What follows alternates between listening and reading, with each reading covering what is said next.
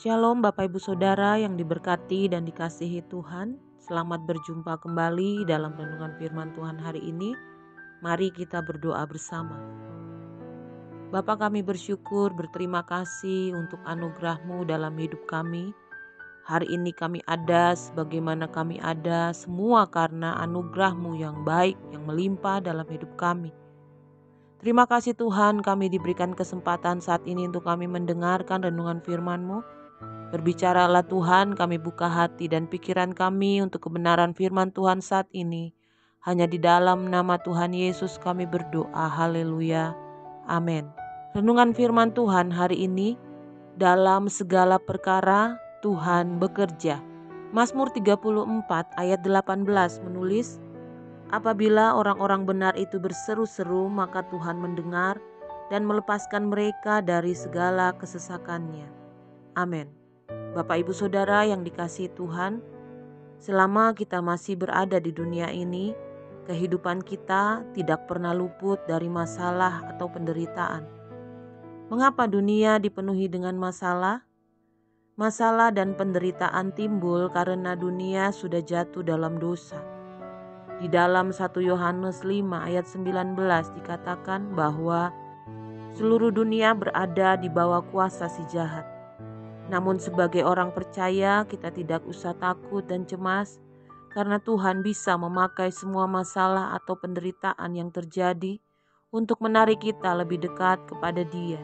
Seringkali situasi sulit atau masa-masa gelap di dalam kehidupan kita memaksa kita untuk datang kepada Tuhan dengan kesungguhan hati.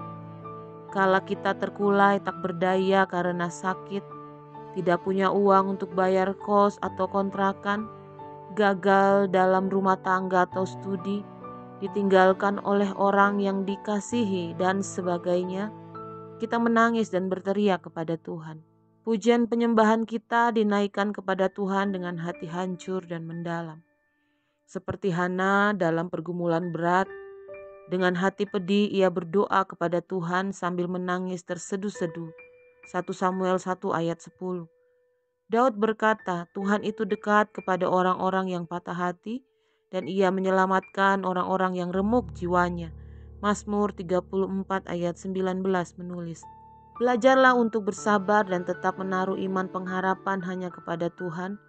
Sebab firman-Nya menulis, Allah turut bekerja dalam segala sesuatu untuk mendatangkan kebaikan bagi mereka yang mengasihi Dia, yaitu bagi mereka yang terpanggil sesuai dengan rencana Allah. Roma 8 ayat 28. Tuhan adalah pemegang kendali seluruh kehidupan yang ada di muka bumi ini, termasuk masalah-masalah yang terjadi yang kita alami. Oleh karenanya, serahkanlah beban kita kepada Tuhan, maka Ia akan turut bekerja.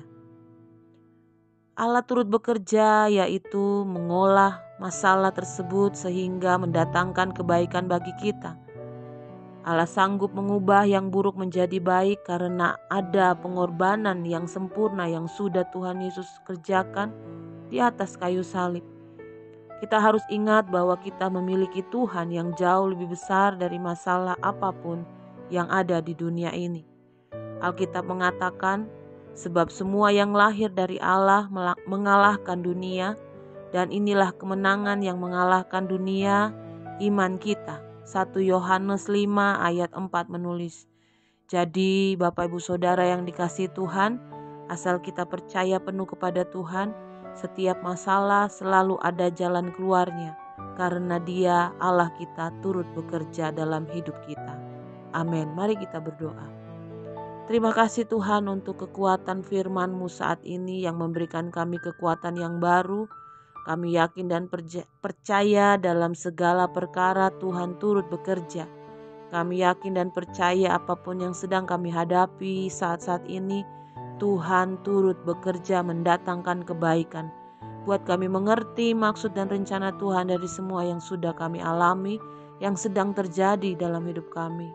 Berkati renungan firman-Mu saat ini, berkati hati kami, berkati para pendengar dengan segala problem masalah yang dihadapi. Tuhan sumber jawaban dan Tuhan satu-satunya penolong dan Tuhanlah pembuat mujizat bagi para pendengar saat ini. Di dalam nama Tuhan Yesus berkat-Mu melimpah atas kami sepanjang hari ini. Haleluya. Amin. Selamat beraktivitas, Tuhan Yesus memberkati kita semua dengan limpah hari ini. Amin.